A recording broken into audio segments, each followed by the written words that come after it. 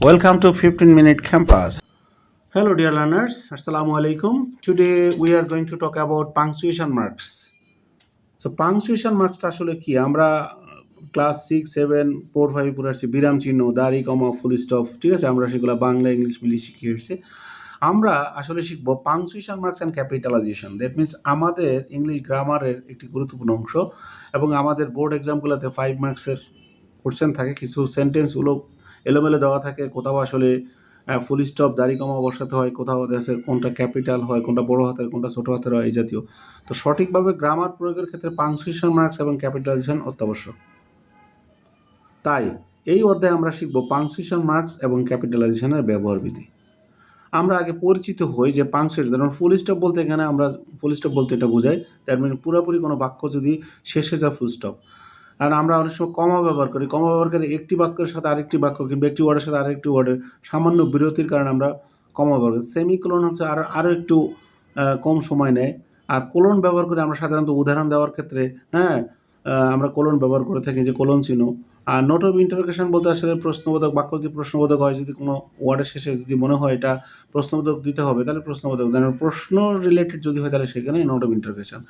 Note of exclamation বলতে আসলে বাক্য, এখন ওই বাক্য দ্বারা যদি কোনো কিছু আশ্চর্যবোধক কোনো কিছু প্রকাশ করা হয় কিংবা যদি এক্সক্লামেটরি সেন্টেন্স হয়ে থাকে, তাহলে সেক্ষেত্রে তো আসলে ওয়ার্ডের পরে কিংবা ওই সেন্টেন্সের পরে এক্সক্লামেশন চিহ্ন বসবে। আর ড্যাশ আমরা নর্মালি দেখা যাচ্ছে দুটি ওয়ার্ডের ভিতরে ড্যাশ ব্যবহার করে থাকি, কারণ দুটি কম্পাউন্ড ওয়ার্ডের ক্ষেত্রে আমরা ড্যাশ ব্যবহার করি। ব্র্যাকেটস আমরা ব্যবহার করার সময় অনেক উদাহরণ দেওয়ার জন্য কিংবা অনেক কিছু আমরা আলাদা মিনিং বোঝানোর জন্য অতিরিক্ত তাহলে আমরা কমা ব্যবহার করে থাকি। ইনভার্টেড কমা আমরা ব্যবহার করি normally, inverted comma single, double. তো ইনভার্টেড কমা আমরা নর্মাল ডাবল ব্যবহার করতে ন্যারেশনের ক্ষেত্রে, যেমন মা বলেছে, মা আমাকে বললো যে তুমি বাজারে যাও, যে তুমি বাজারে যাও, এই কথাটা হলো কোট করে, কারণ এটা হলো মায়ের কথা।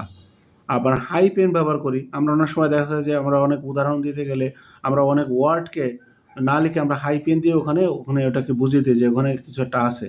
আবার অ্যাপোস্ট্রফি এস বলতে আমরা কোথায় বোঝাই, যেমন রহিমস হাউস, রহিমের বাড়ি, করিমস হাউস, করিমের বাড়ি। আবার ডটস কিংবা ইলিপস, এগুলো ডট কিংবা ইলিপস ব্যবহার করে আসে সাধারণত। এগুলো আমাদের সাহিত্য কিংবা উপন্যাস কিংবা কবিতার ক্ষেত্রে এগুলো ব্যবহার করে থাকি। কিছু লাইন আমরা যখন লেখার পরে কিছু ডট ডট দিয়ে আবার কিছু লাইন লিখি, ঠিক আছে? এগুলো আমরা ব্যবহার করে থাকি। আর অবলিক চিহ্ন নর্মালি দেখা যায় যে একটার অল্টারনেটিভ আরেকটা, মানে হয় এটা না হলে ওইটা, অবলিক চিহ্ন ব্যবহার করি। ক্যাপিটাল লেটার্স আছে সাধারণত কখন বসে আমরা জানি, প্রপার নাউনের ক্ষেত্রে ক্যাপিটাল লেটার্স বসে। আমরা পরবর্তীতে শিখবো যে এগুলোর ব্যবহার বিধি কীভাবে হয়। আর আমাদের বেসিক টু বোর্ড ইংলিশ বইটিতে এগুলো খুব সুন্দরভাবে বিশ্লেষণ করা আছে। এই নিয়মগুলি যখন তোমরা পড়বে, অল্প কিছু নিয়ম দেওয়া আছে, খুব সুন্দর, খুব ইম্পর্টেন্ট। এই নিয়মগুলি পড়ার পরে তোমরা যে রিয়েল এক্সামের যে প্র্যাকটিস আছে সেগুলো প্র্যাকটিস ওখানে দেওয়া আছে, প্রায় 30 থেকে 40টি মতো দেওয়া আছে বোর্ড এক্সামের কোশ্চেন সহ।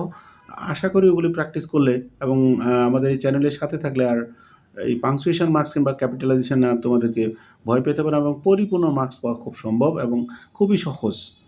আমরা আসছি পরবর্তী যে নিয়মটা। আমরা প্রথম যে নিয়মটা শিখব, ফুল স্টপ ব্যবহার করা। ফুল স্টপ, তো ফুল স্টপ বলতে একটি কমপ্লিট সেন্টেন্সের সম্পূর্ণ অর্থাৎ একটি কমপ্লিট সেন্টেন্স শেষ হলে আমরা ফুল স্টপ ব্যবহার করি। যেমন আমি বাড়ি যাই, তো এই বাক্যটাকে শেষ করার জন্য আমরা দাড়ি চিহ্ন বলি। আর দাড়ি বলতে ইংলিশে আমরা ফুল স্টপ ব্যবহার করি, যেমন হি গোজ টু স্কুল, সে বাড়ি যায়। এখন এই বাক্যটার আর কোনো কিছু লেখার প্রয়োজন নাই বিধায় এখানে সে বাক্যটা এখানে শেষ করা হলো। এখন যদি বলে the boy he goes to school for learning, তা লার্নিংয়ের উপর ফুল স্টপ দিব। উই আর হ্যাপি, আমরা হ্যাপি। এখন আমরা যদি এই বাক্যটাকে আরও বড় করতে চাই, বড় করা যাবে, কিন্তু যদি মনে করি এখানে শেষ করবো, তাহলে এখানে আমাদের শেষ করতে হলে ফুল স্টপ ব্যবহার করতে হবে। তার মানে এই জাতীয় বাক্য যদি আমরা ব্যবহার করি, যেমন কোনো বাক্যকে যদি আমরা শেষ করতে চাই, তাহলে আমাদেরকে ফুল স্টপ ব্যবহার করতে হবে। এটা হলো আমাদের অ্যাসার্টিভ সেন্টেন্সের নিয়ম অনুযায়ী হয়ে থাকে। আবার কিংবা অ্যাসার্টিভ কিংবা ইম্পারেটিভ কিংবা অপটেটিভ, কিন্তু এক্সক্লামেটরির ক্ষেত্রে একটু ভিন্ন, কিংবা ইন্টারগেটিভের ক্ষেত্রে ভিন্ন। অ্যাব্রিভিয়েশন বা ইনিশিয়ালস অনেক সময় আমরা অ্যাব্রিভিয়েশন ব্যবহার করি, যেমন MA, BA, MA, professor, January, that means কি সংক্ষিপ্ত রূপ, দ্যাট মিনস আমরা সংক্ষিপ্ত, যেমন SSC, HSC আমরা ব্যবহার করে থাকি। এইসব ক্ষেত্রে আমরা অনেক সময় এই ফুল স্টপ ব্যবহার করে থাকি। এই ফুল স্টপগুলো সাধারণত আসলে আমাদের পরীক্ষায় এভাবে আসলে আমাদের দেখা যাচ্ছে MA সরাসরি আছে, BA লেখা আছে কিংবা MA লেখা আসে। তো এগুলো আমাদের আসলে এগুলো জানতে হবে। এগুলো যদি না জানি আমরা কীভাবে এগুলো লিখবো। তো আমাদের আসলে আমরা জেনে নিলাম যে যদি অ্যাব্রিভিয়েশন থাকে সেক্ষেত্রে আমরা ফুল স্টপ ব্যবহার করতে পারি, প্রথম ওয়ার্ডের পরে, প্রথম লেটারের পরে, পরের লেটারের পরে, এইভাবে। যেমন FCPS, সি পি এস, তা সেক্ষেত্রে আমরা একটা একটা করে দিয়ে দিতে পারি। দ্যাট মিনস এখানে প্রত্যেকটা আলাদা, তাহলে F full stop, C full stop, P full stop, then S full stop. That means এইভাবে আমরা শিখতে পারি।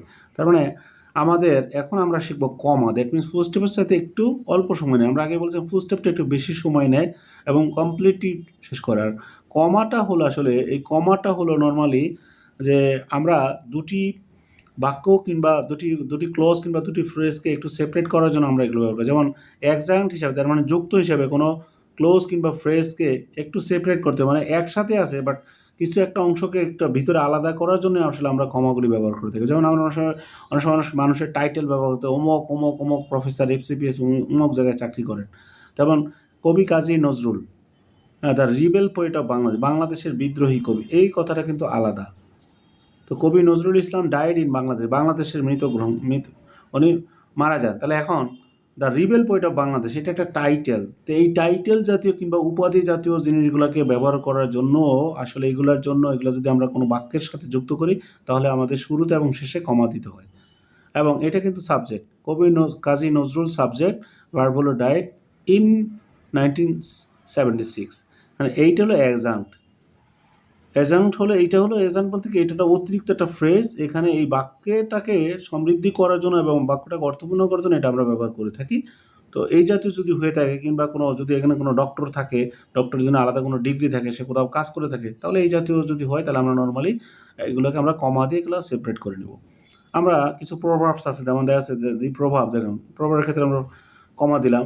Face is the index of mind, মানে আমাদের ফেস দিকে বোঝা যায় মনের ভিতর কাছে ইজ নট অলওয়েজ ট্রু। তার মানে আমরা ফেস দিকে কিন্তু সব কিছু আমরা বলতে পারি না যে তার মনের ভিতরে কী আছে। যে এখানে একটা কমা দিলাম, এখানে প্রভাব কমা, এখানে মাইন্ড কমা, তার মানে এখানে face is the index of mind comma is not always true. তার মানে এখানে আমরা কি শিখলাম যে face is the index of mind, মানে ফেস হলো মনের একটা প্রকাশের একটা আসলে একটা রূপ। ইজ নট অলওয়েজ রাইট, এবং ইজ নট অলওয়েজ কারেক্ট বা অলওয়েজ রাইট, তার মানে এটা সবসময় সত্য না। তো দুই বা ততোধিক ওয়ার্ড বা ফ্রেজের মাঝে যখন অ্যান্ড যুক্ত হয় তখন কিন্তু অ্যান্ড দ্বারা যুক্ত হয় না। দুই বা ততোধিক ফ্রেজ যখন অ্যান্ড দ্বারা যুক্ত হয় না। দ্যাট মিনস এইগুলোর এক্সাম্পলগুলো আমরা পরবর্তীতে শিখবো এবং আমাদের বেসিক টু বোর্ড ইংলিশ বইটি তোমরা সংগ্রহ করে নেবে। Thanks for watching.